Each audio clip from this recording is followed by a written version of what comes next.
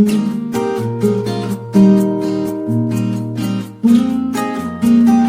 Dear student, जैसा कि आपने पार्ट फर्स्ट में देखा था, हमने प्रकाश का परावर्तन, उससे संबंधित कुछ परिभाषाएं जैसे मुख्य अक्ष, फोकस दूरी, वक्रता केंद्र आदि पढ़ी थी। आज हम उससे आगे पार्ट सेकंड स्टार्ट करते हैं। हमारा पार्ट सेकंड में जो आता है वो आता है दर्पण द्वारा प्रतिबिंब बनने के नियम। ठीक है बच्चों, जैसा कि मैं बता दूं, दर्पण द्वारा प्रतिबिंब बनने के हमारे पास 3 नियम होते हैं। 3 नियम होते हैं। सबसे पहले नियम की बात करते हैं। सबसे पहले हम एक अवतल दर्पण बनाते हैं। ये हमारा अवतल दर्पण है, ये हमने इससे पॉलिश की है। ये इसकी मुख्य अक्ष, ध्रुव, फोकस और वक्रता केंद्र और इधर सब क्या है, अनंत। इसी तरह हम एक उत्तल दर्पण बनाते हैं।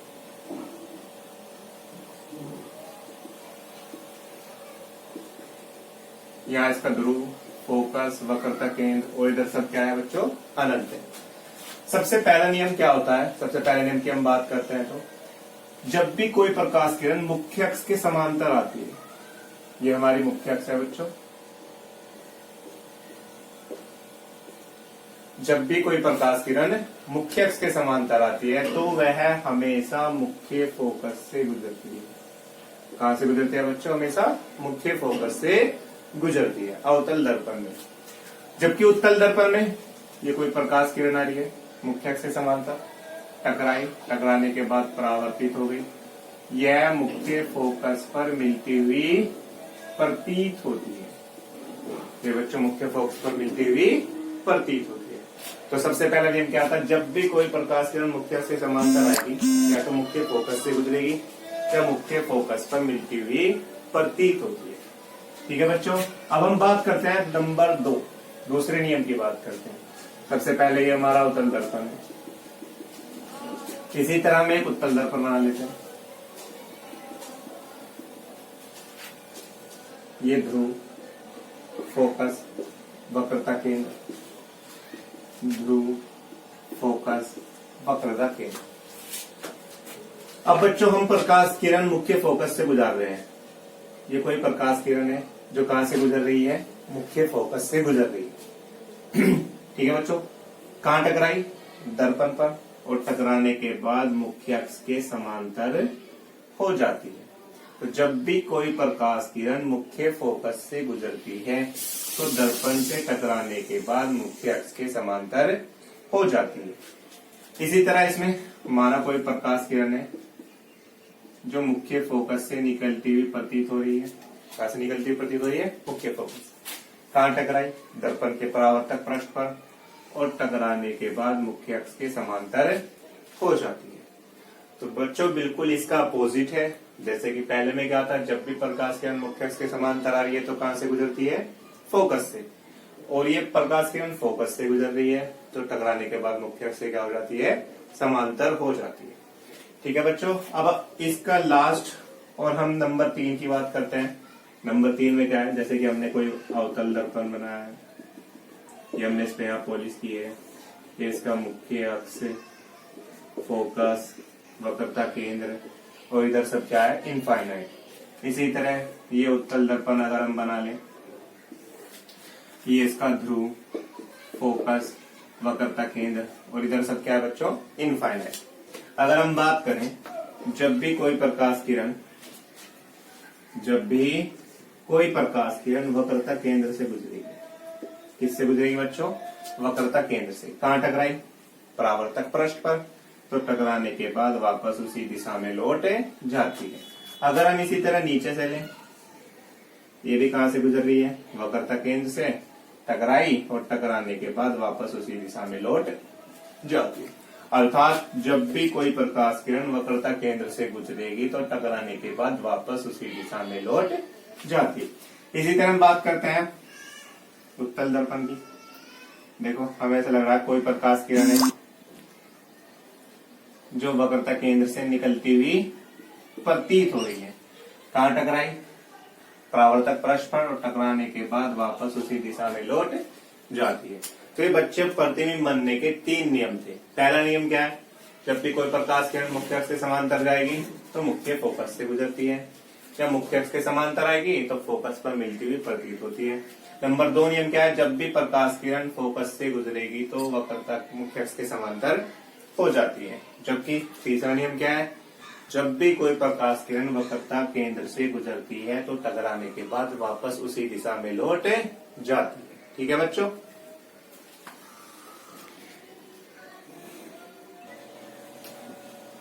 ठीक है बच्चों, अब हम बात करते हैं अवतल दर्पण द्वारा प्रतिबिंब बनने के नियम। जैसे कि हमने दर्पण द्वारा प्रतिबिंब बनने के नियम पढ़े हैं, अब हमारा नया टॉपिक जो है ये आता है अवतल दर्पण द्वारा प्रतिबिंब बनने के नियम। बच्चों, अवतल दर्पण द्वारा जो प्रतिबिंब बनते हैं वे 6 प्रतिबिंब बनते हैं। कितने प्रतिबिंब बनते हैं? 6 प्रतिबिंब बनते हैं अवतल दर्पण में। जैसे कि हमने यहाँ पे एक अवतल दर्पण बनाया हुआ है, ये ध्रुव, ये फोकस, ये वक्रता केंद्र और ये अनंत। और मेरे नीचे एक टेबल दिखाई है जहाँ पे मैंने लिखा है वस्तु की स्थिति, प्रतिबिंब की स्थिति, प्रकृतियों का, मतलब वस्तु कहाँ पर लेंगे, जहाँ वस्तु होगी उसका प्रतिबिंब कहाँ बनेगा, कैसी प्रकृति होगी, मतलब वास्तविक बनेगा, उल्टा बनेगा या सीधा व आभासी बनेगा, मतलब रियल इमेज या वर्चुअल इमेज कैसी बनेगी। इसके बाद हम आकार की बात करेंगे। आकार मतलब वस्तु से छोटा बनेगा या वस्तु से बड़ा बनेगा या वस्तु के बराबर बनेगा। ठीक है बच्चों, तो अवतल दर्पण द्वारा प्रतिबिंब बनने के 6 नियम है।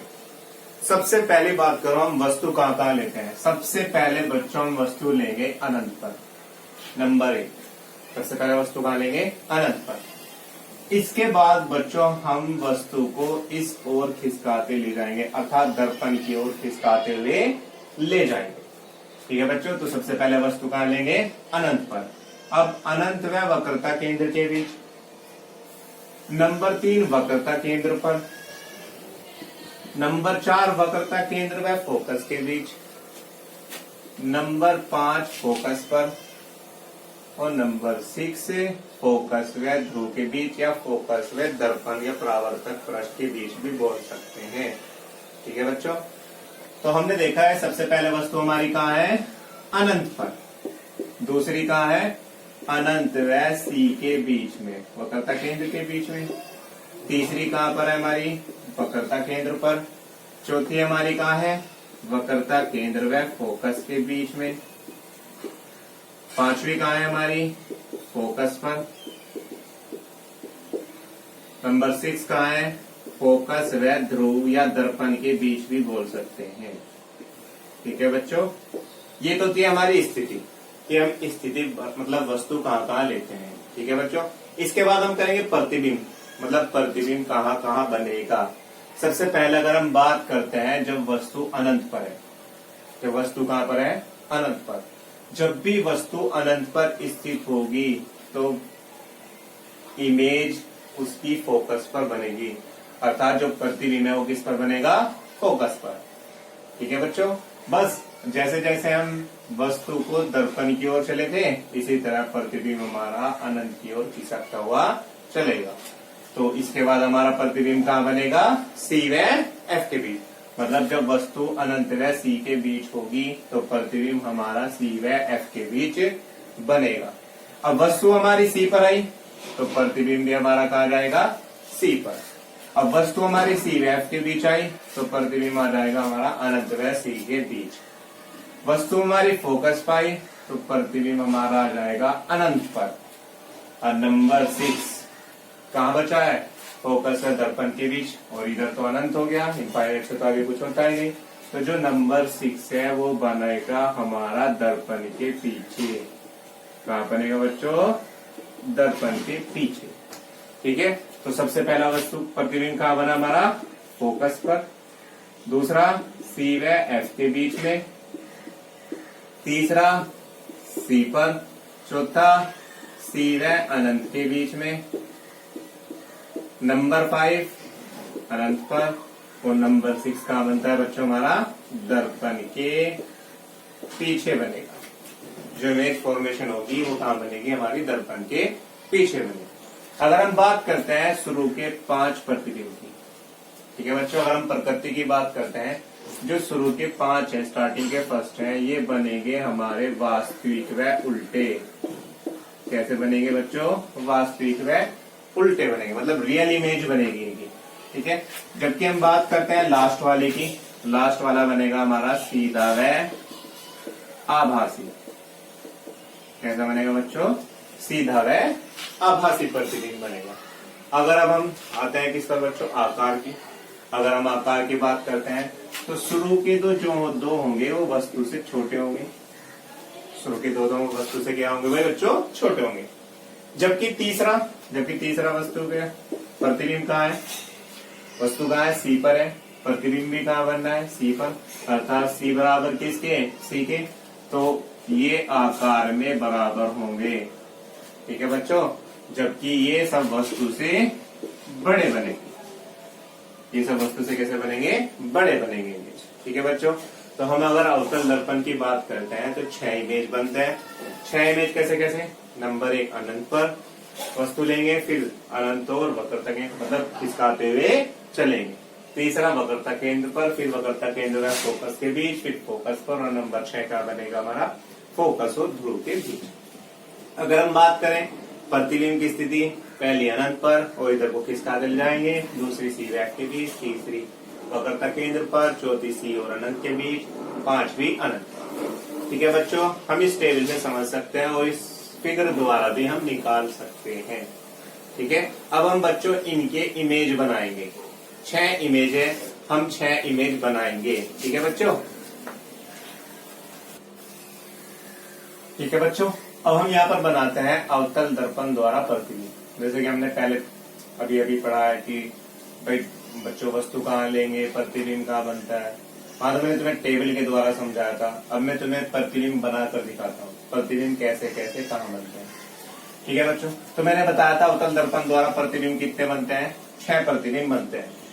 इसलिए मैंने यहाँ पे 6 अवतल दर्पण बनाए हुए। सबसे पहले नंबर 1 की बात करते हैं। तो नंबर 1 में मैंने बताया था बच्चों वस्तु कहाँ पर स्थित होती है? अनंत पर स्थित होती है। कहाँ पर? अनंत पर। तो सबसे पहले हम बनाते हैं, माना अनंत से एक प्रकाश किरण आ रही है और ये किसके समांतर आ रही है? मुख्य अक्ष के समांतर आ रही है। तो मैंने बताया था जब भी प्रकाश किरण मुख्य अक्ष के समांतर आती है तो हमेशा कहाँ से गुजरती है? फोकस से गुजरती है। जब भी प्रकाश किरण मुख्य अक्ष के समांतर आती है तो कहाँ से गुजरती है? फोकस से। तो ये प्रकाश किरण मुख्य अक्ष के समांतर आई, कहाँ से गुजर गई बच्चों? फोकस से। इसी तरह दूसरी एक प्रकाश किरण और आ रही है, ये भी मुख्य अक्ष के समांतर आ रही है। कहाँ टकराई? परावर्तक परश पर टकराई, और टकराने के बाद ये भी कहाँ से गुजरेगी? मुख्य फोकस से होकर गुजरती है। तो दोनों बच्चों कहाँ पे टकरा रही है? फोकस पर। दोनों का प्रतिबिंब कहाँ बनेगा? फोकस पर। कैसा बनेगा? वास्तविक व उल्टा व वस्तु से छोटा बनता है। ठीक है बच्चों, अब हम चलते हैं नंबर 2 पर। पहले वस्तु कहाँ पर थी? अनंत पर। अब वस्तु यहाँ पर आ जाएगी अनंत और सी के बीच। माना हमने एक वस्तु ले ली है ए बी, जो कहाँ पर स्थित है? अनंत और सी के बीच स्थित है। सबसे पहले एक प्रकाश किरण चली मुख्य अक्ष के समांतर। जब भी प्रकाश किरण मुख्य अक्ष के समांतर चलती है हमेशा कहाँ से गुजरती है? फोकस से। तो ये प्रकाश किरण बच्चों हमारी गुजर गई, फोकस से गुजर जाती है। दूसरी प्रकाश किरण बच्चों इसके वक्रता केंद्र से चली। दूसरी प्रकाश किरण कहाँ से चली बच्चों? इसके वक्रता केंद्र से, और टकराई दर्पण पर, और टकराने के बाद वापस उसी दिशा में लौट जाती है। तो दोनों हम देख रहे हैं बच्चों कहाँ पर काट रही है? ठीक है, सी व एफ के बीच में। कहाँ पर काट रही है? सी व एफ के बीच में, जहाँ इनका वास्तविक व उल्टा प्रतिबिंब बनता है और वस्तु से छोटा प्रतिबिंब बनता है। बात कर रहे थे बच्चों नंबर 3 की। नंबर 3 में हमारी वस्तु कहाँ पर स्थित है? वक्रता केंद्र पर स्थित है एक वस्तु ए बी। ठीक है बच्चों, अब एक प्रकाश किरण बच्चों चलती है मुख्य अक्ष के समांतर। जब भी प्रकाश किरण मुख्य अक्ष के समांतर चलती है हमेशा कहाँ से गुजरती है बच्चों? मुख्य फोकस से होकर गुजरती है। ठीक है बच्चों, दूसरी प्रकाश किरण बच्चों हम लेंगे इसके मुख्य फोकस से। दूसरी प्रकाश किरण हमारी कहाँ से थी? मुख्य फोकस से, और टकराने के बाद मुख्य अक्ष से क्या हो जाती है बच्चों? समांतर हो जाती है। जब भी प्रकाश किरण मुख्य फोकस से गुजरती है तो टकराने के बाद मुख्य अक्ष के समांतर हो जाती है। अब हम देख रहे हैं दोनों ये एक दूसरे को काट रही है बच्चों, ठीक सी के नीचे काटती है, जहाँ हमारा प्रतिबिंब कहाँ बनता है? ए डैश बी डैश मतलब सी पर बनता है। कैसा प्रतिबिंब बनेगा? वास्तविक व उल्टा व वस्तु के बराबर प्रतिबिंब बनता है। ठीक है बच्चों। अब वस्तु जो हमारी सी पर थी, अब वस्तु आ जाती है हमारी सी व एफ के बीच। अब कोई एक हमने वस्तु दे दी बच्चे यहाँ पर ए बी, हमारी कोई वस्तु है ए बी जो कहां पर स्थित है? सी व एफ के बीच में स्थित है। ठीक है बच्चों। सबसे पहला एक प्रकाश किरण चलती है मुख्य अक्ष के समांतर, और आपको पता है जब भी प्रकाश किरण मुख्य अक्ष के समांतर चलती है हमेशा कहां से गुजरती है? मुख्य फोकस से होकर गुजरती है। ठीक है बच्चों। दूसरी प्रकाश किरण चली इसके मुख्य फोकस से। दूसरी प्रकाश किरण कैसे चलती है बच्चों? मुख्य फोकस से, और परावर्तक परस्पर टकराने के बाद मुख्य अक्ष के समांतर हो जाती है। परावर्तक परस्पर टकराने के बाद मुख्य अक्ष के समांतर हो जाती है, अर्थात दोनों का काटते एक दूसरे को सी व अनंत के बीच में काटते हैं। सी व अनंत के बीच में काटते हैं। क्या हमारा प्रतिबिंब कहाँ बनता है? सी व अनंत के बीच में। कैसा? वास्तविक व उल्टा व वस्तु से बड़ा प्रतिबिंब बनता है। ठीक है। अब बात करते हैं हम बच्चों नंबर 5 फिगर की। नंबर 5 पर आते हैं। हमारी वस्तु कहाँ थी? अब सी व एफ के बीच थी। अब वस्तु जो होती है बच्चों वो हमारी आ जाती है सी पर। ये हमारी कोई वस्तु है ए बी जो सी पर स्थित है। कहाँ स्थित है बच्चों? एफ पर, मुख्य फोकस पर स्थित है। एक प्रकाश किरण बच्चों हुई, एक प्रकाश किरण चली मुख्य अक्ष के समांतर, और हमेशा कहाँ से गुजरती है? मुख्य फोकस से होकर गुजरती है। एक प्रकाश किरण बच्चों हमने मुख्य अक्ष के समांतर ली, तो आपको पता ही है जब भी प्रकाश किरण मुख्य अक्ष के समांतर चलती है तो हमेशा कहाँ से गुजरती है? मुख्य फोकस से होकर गुजरती है। दूसरी प्रकाश किरण हम बच्चों इसके वक्रता केंद्र से लेते हैं। ये कोई प्रकाश किरण है जो हमें ऐसा लग रहा है कि वक्रता केंद्र से निकल रही है। जो कहां से निकल रही है बच्चों? इसके वक्रता केंद्र से निकल रही है, और टकराने के बाद वापस उसी माध्यम में लौट जाती है। वापस उसी माध्यम में लौट जाती है। अब देख रहे हैं बच्चों दोनों प्रकाश किरण एक दूसरे के समांतर है, अर्थात जो हमारा प्रतिबिंब बनता है वो कहाँ पर बनना है? हमारा अनंत पर प्रतिबिंब बनता है, अर्थात दोनों एक दूसरे को कहीं नहीं काट रही। ये दोनों एक दूसरे के क्या है? समांतर है, अर्थात जो हमारा प्रतिबिंब है वो कहाँ पर बनता है? अनंत पर बनता है। ठीक है बच्चों। नंबर 6 की बात हम करते हैं। नंबर 6 में जो हमारी वस्तु फोकस पे थी अब आ जाती है फोकस व ध्रुव के बीच। मान लिया कोई वस्तु है ए बी जो कहां पर स्थित है? फोकस है दर्पण भी कह सकते हैं, फोकस है ध्रुव के बीच भी कह सकते हैं। सबसे पहले बच्चों एक प्रकाश किरण चली मुख्य अक्ष के समांतर, और कहां से गुजरेगी? मुख्य फोकस से होकर गुजर जाती है। दूसरी प्रकाश किरण चलेगी इसके वक्रता केंद्र से। दूसरी प्रकाश किरण कहां चलेगी बच्चों? इसके वक्रता केंद्र से, और टकराने के बाद क्या होती है? वापस उसी दिशा में लौट जाती है। इन दोनों को पीछे हटाने पर, इन दोनों इमेज को, दोनों प्रकाश किरण को पीछे हटाने पर ये हमारा प्रतिबिंब दर्पण के पीछे बनाती है। प्रतिबिंब कहाँ बनाती है बच्चों? दर्पण के पीछे। हम इनको डॉट डॉट पीछे हटाते हैं, पीछे बढ़ाते हैं, तो हमने देखते हैं क्या कि हमारा प्रतिबिंब जो कहाँ बनना है वो दर्पण के पीछे बनता है। ठीक है बच्चों। और ये जो हमारा प्रतिबिंब है सीधा व आभासी बनता है। ठीक है बच्चों। अब हम नेक्स्ट टॉपिक पर चलते हैं। हम बात करते हैं बच्चों उत्तल दर्पण द्वारा प्रतिबिंब का बनना। उत्तल दर्पण में सिर्फ बच्चों में बता दो सिर्फ 2 प्रतिबिंब बनते हैं। कितने? सिर्फ 2 प्रतिबिंब। सबसे पहला प्रतिबिंब मतलब वस्तु जो हम लेंगे, वस्तु सबसे पहले हम लेंगे अनंत पर। तो सबसे पहली वस्तु बच्चों हमारी कहाँ होगी? अनंत पर। ठीक है। और इसके बाद दर्पण की ओर खिसकाएंगे। जो दूसरी वस्तु है हमारी कहाँ जाएगी? दर्पण और अनंत के बीच में, या ध्रुव व अनंत के बीच में भी हम कहीं भी ले सकते हैं। ठीक है बच्चों। तो सिर्फ 2 ही प्रतिबिंब बनेंगे। सबसे पहले वस्तु अनंत पर होगी, दूसरी अनंत और ध्रुव या दर्पण के बीच में कहीं भी स्थित हो सकती है। सबसे पहले जो इमेज होगी बच्चों वो हमारी बनेगी फोकस पर। सबसे पहले इमेज कहाँ बनेगी? फोकस पर, अर्थात जब वस्तु अनंत पर होगी तो प्रतिबिंब कहाँ बनेगा? फोकस पर। जो दूसरी इमेज है बच्चों वो बनेगी हमारी ध्रुव व फोकस के बीच में बनेगी। ठीक है, मतलब वस्तु इधर की ओर किसकी, प्रतिबिंब इधर की ओर खिसक जाता है। ठीक है बच्चों, दोनों सीधे व आभासी बनेंगे, दोनों सीधे व आभासी बनेंगे, दोनों प्रतिबिंब वस्तु से छोटे बनेंगे। ठीक है बच्चों, तो सिर्फ कितने बताया मैंने, प्रतिबिंब 2। अब हम प्रतिबिंब बनाते हैं। देखो, तो सबसे पहला वस्तु बच्चों मैंने कहाँ पर गई थी, मैंने कहा सबसे पहला वस्तु हमारी कहाँ पर होती है, अनंत पर होती है। तो मैं क्या कह रहा हूँ, एक प्रकाश किरण चलती है मुख्य अक्ष के समांतर, दूसरी भी हमने प्रकाश किरण मुख्य अक्ष से कहाँ से ली बच्चों, समांतर। दोनों टकराई, टकराने के बाद क्या हो जाएंगी, परावर्तित हो जाती है। और कहाँ पर मिलती हुई प्रतीत होंगी, मुख्य फोकस पर मिलती हुई प्रतीत होती है। टकराई, टकराने के बाद कहाँ पर मिलती हुई प्रतीत होगी, मुख्य फोकस पर मिलती हुई प्रतीत होगी। तो बच्चों इमेज कहाँ बना हमारा, फोकस पर बनता है। कैसे इमेज बनता है, सीधा व आभासी व वस्तु से छोटा प्रतिबिंब बनता है। सबसे पहले हमारी वस्तु कहाँ थी बच्चों, अनंत पर थी। अब हमारी जो वस्तु है वो आती है अनंत और ध्रुव के बीच में, कहीं भी आप ले सकते हैं। माना एक वस्तु है ए बी, माना एक वस्तु है ए बी, जो हमारी कहाँ पर स्थित है, अनंत व ध्रुव के बीच में स्थित है। सबसे पहले बच्चों एक प्रकाश किरण चली मुख्य अक्ष के समांतर, सबसे पहले एक प्रकाश किरण चली मुख्य अक्ष के समांतर, और कहाँ पर मिलती हुई प्रतीत होगी, मुख्य फोकस पर मिलती हुई प्रतीत होती है।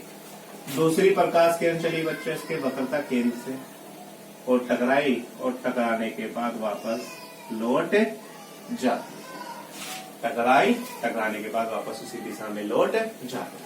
आप देख रहे हैं दोनों एक दूसरे को कहाँ पर काट रही हैं, पी व एफ के बीच में, मतलब ध्रुव व फोकस के बीच में एक दूसरे को काट रही है।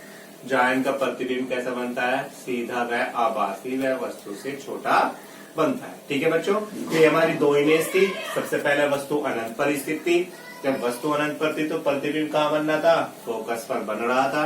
दूसरी वस्तु हमारी कहाँ पर स्थित थी, अनंत और ध्रुव के बीच में कहीं भी स्थित थी, जिसका प्रतिबिंब हमारा कहाँ बनता है, ध्रुव व फोकस के बीच में बनता है। ठीक है बच्चों,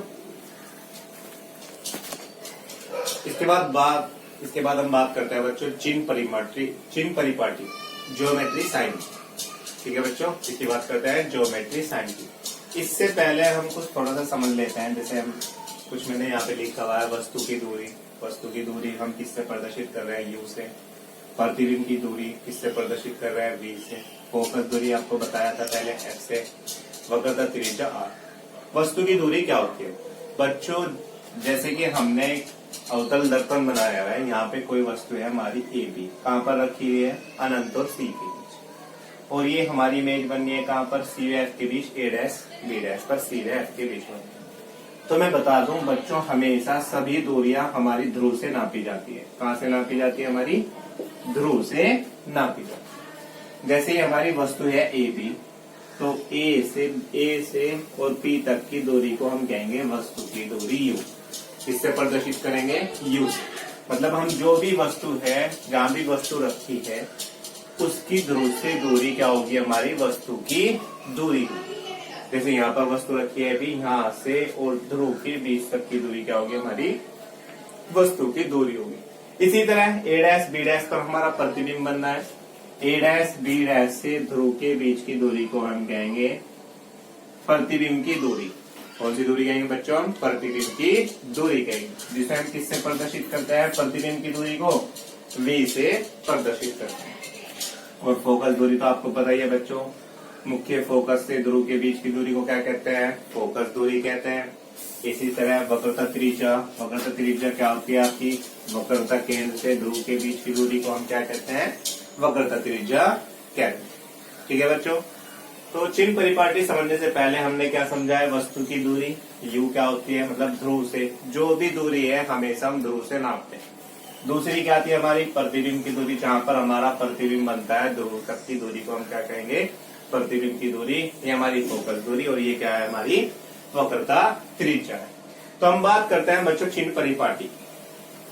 ठीक है, चिन्ह परिपाटी में आपको पता है यहाँ पर एक्स एक्सिस है, इधर सब पॉजिटिव होता है, यहाँ माइनस एक्स एक्सिस है, ये वाई एक्सिस है, ऊपर सब क्या होता है पॉजिटिव, नीचे सब क्या होता है निगेटिव। अब हम चिन्ह परिपाटी में एक अवतल दर्पण बनाते हैं। क्या बनाते हैं बच्चों, अवतल दर्पण। यहाँ पे हमने एक इमेज फॉर्मेशन की किसका अवतल दर्पण बनाया है। आपको पता है यहाँ पर अवतल दर्पण का ध्रुव, यहाँ फोकस, यहाँ वक्रता केंद्र, इधर सब क्या होता है इनफाइनाइट होता है। ठीक है बच्चों, तो आप देख रहे होंगे अवतल दर्पण में सबसे पहले वस्तु हमने कहा लेते थे अनंत पर, फिर यहाँ, फिर यहाँ, फिर यहाँ, हम 6 वस्तु लेते, अर्थात सभी जो है वे कहाँ है हमारी बाईं ओर है। सभी वस्तु कहाँ है हमारी बाईं ओर है, लेफ्ट साइड में। और लेफ्ट साइड में सभी क्या आती है बच्चों माइनस, और ये हमारा क्या है राइट साइड दाईं ओर। हमेशा बाईं ओर पढ़ने वाले सभी माइनस के होंगे और दाईं ओर पढ़ने वाले सभी पॉजिटिव होंगे। तो देखते हैं बच्चों सभी वस्तु यहाँ पर थी, तो अवतल दर्पण में यू हमेशा क्या का होगा माइनस का होगा। यू हमेशा क्या का होता है माइनस, चाहे वो अवतल दर्पण की बात कर ले चाहे उत्तल दर्पण की, क्योंकि हमेशा हम वस्तु कहाँ लेते हैं बाईं ओर लेते हैं, तो यू हमेशा माइनस का होगा। ठीक है बच्चों, अब देखते हैं फोकस दूरी भी इधर, तो फोकस दूरी भी क्या है कि हमारी माइनस की होगी।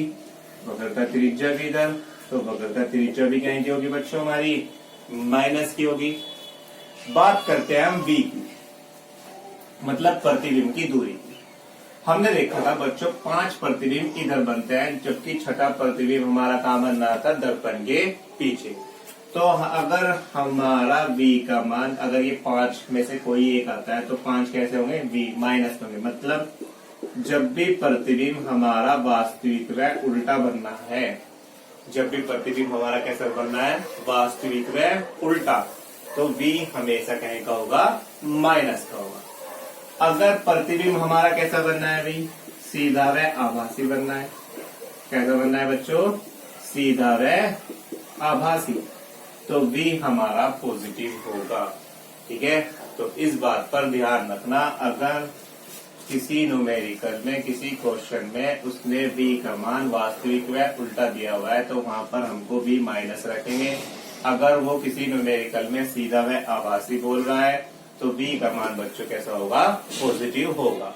तो ये अवतल दर्पण की बात थी। अवतल दर्पण में हम एक बार और देखते हैं, u हमेशा माइनस का होगा, f भी माइनस का होगा अवतल में, वक्रता त्रिज्या भी माइनस की होगी।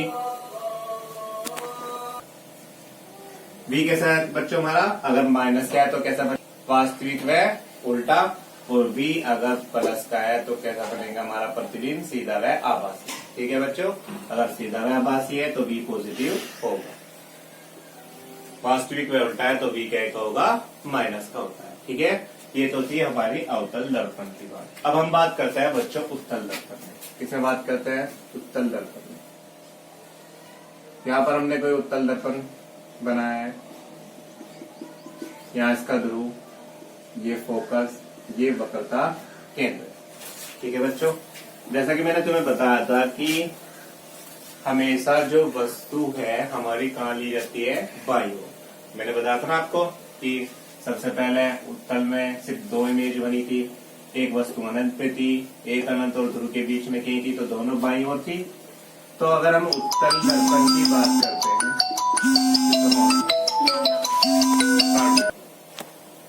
बात कर रहे थे बच्चों उत्तल दर्पण की। उत्तल दर्पण में ध्रुव, ये फोकस, ये इधर क्या है सब वक्रता केंद्र है। उत्तल दर्पण की बात करते हैं तो हम u हमेशा क्या का होगा माइनस। u तो बच्चों दोनों में, चाहे अवतल दर्पण हो चाहे उत्तल दर्पण हो, दोनों में हमेशा माइनस का होता है, क्योंकि वस्तु हमेशा बाईं ओर लेते हैं। अब बात करते हैं हम फोकस दूरी, तो ये फोकस दूरी प्लस के साइड में होगी हमारी, वक्रता त्रिज्या भी प्लस के साइड में है।